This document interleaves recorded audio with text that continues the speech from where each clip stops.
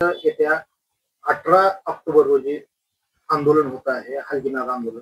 काय सांगा, काय आव्हान कराल?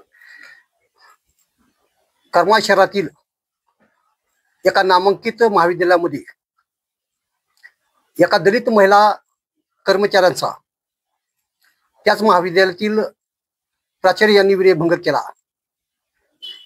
विनयभंग केल्यानंतर आरोपीला अटक केली पाहिजे होती. आरोपीला अटक न करता त्या ठिकाणी माननीय पोलीस स्टेशन यांनी त्यांना भारतीय नागरिक सुरक्षा संहिता 2023 35 अनुषंगाने त्यांना नोटीस देऊन सोडण्यात आले. हा ॲट्रॉसिटीचं उल्लंघन आहे. हा करमाळ तालुक्यातील शेड्यूल कास्ट शेड्यूल ट्राईब या समाजाचा झालेला अन्याय आहे.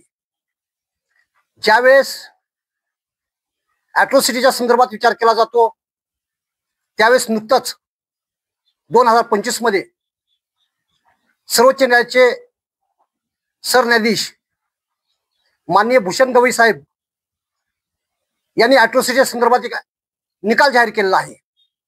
त्यामध्ये त्यांनी स्पष्टपणे म्हणलेलं आहे, ज्या ठिकाणी ॲट्रॉसिटीचा गुन्हा दाखल होईल त्या ॲट्रॉसिटीच्या गुन्ह्यामध्ये आरोपीला अटकपूर्व जामीन देता येत नाही.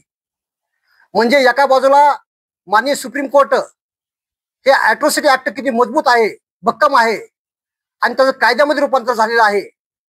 अशा असताना करमाळ तालुक्यामध्ये एका महाविद्यालयीन महिला कर्मचाऱ्याचा विनयभंग झाला. तो एका प्राचार्याने केला.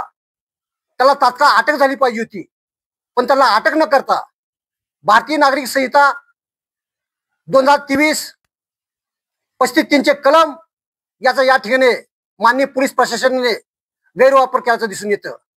या संदर्भात संपूर्ण सोलापूर जिल्ह्यामध्ये अशा प्रकार घडून आल्याचं दिसतंय. संपूर्ण सोलापूर जिल्ह्यामध्ये करमाळ, माढा, बार्शी, पंढरपूर, मंगळवेढा, त्याचप्रमाणे शेजारचा अहिल्यानगर जिल्हा, त्यामध्ये राशीन, कर्जत, जामखेड या ठिकाणी 35 गैरवापर मोठ्या प्रमाणात झाल्याचं दिसून येतं. त्यामुळे ॲट्रॉसिटीला एक पर्याय म्हणून या ठिकाणी 35 नोटीस देऊन पोलीस स्टेशन त्या ठिकाणी आरोपीला सोडून द्यायचा प्रयत्न करतो. ॲट्रॉसिटी हा स्पेशल ऍक्ट आहे. ॲट्रॉसिटीमध्ये दखलपात्र आणि अदखलपात्र अशा प्रकारचे जे गुन्हे आहेत त्या गुन्ह्याच्या संदर्भात या ठिकाणी चर्चा डिस्कस झाली पाहिजे. परंतु संपूर्ण राज्यामध्ये आणि संपूर्ण देशामध्ये ॲट्रॉसिटी ऍक्ट हा स्पेशल ऍक्ट आहे आणि स्पेशल ऍक्ट असल्याने त्या संदर्भात संपूर्ण जे BNSS जे कायदे आहेत मग सांगतो ते कायदे त्या ठिकाणी सांगतो की ते कायदे त्या ठिकाणी स्पेशल ऍक्ट पुढे सांगतो ना की ते शून्यवत ठरत असतात. याची दखल माननीय पोलीस स्टेशन या ठिकाणी घेताना दिसून येत नाही. म्हणून हा एक विचार आहे की ॲट्रॉसिटीला खत्म करण्याचा, ॲट्रॉसिटीला कमजोर करण्याचा, यासाठी आम्ही करमाळ तालुक्यामध्ये एक निर्णय घेतला की सोलापूर जिल्ह्यामध्ये हा जो प्रकार चाललेला आहे हा प्रकारला संत कुठं पायबंद बसला पाहिजे. हा प्रकार कुठं थांबला पाहिजे. यासाठी ॲट्रॉसिटी बचाव हलगीनाथ आंदोलनाचं आम्ही या ठिकाणी नियोजन केलेलं आहे.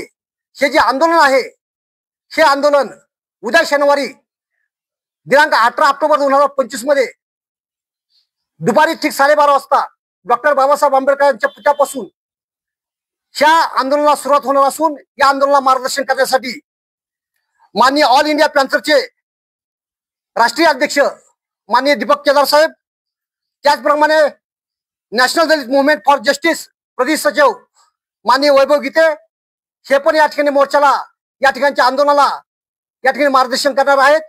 तरी या ठिकाणी माझं संपूर्ण करमाळ तालुक्यातल्या शेड्यूल कास्ट आणि शेड्यूल ट्राईब आणि बहुजन समाजाला आव्हान आहे की ॲट्रॉसिटी वाचली पाहिजे, ॲट्रॉसिटी जगली पाहिजे.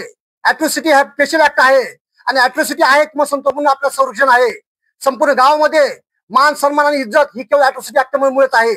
सरकारचं धोरण असेल, पोलीस प्रशासनाचं धोरण असेल की ॲट्रॉसिटीला कमजोर करण्याचं, यासाठी आपण निषेध करण्यासाठी मोठ्या संख्येने या ठिकाणी उपस्थित राहावं अशा प्रकारचं आवाहन करतो आणि या ठिकाणी मी थांबतो. जय भीम, जय शिवराय.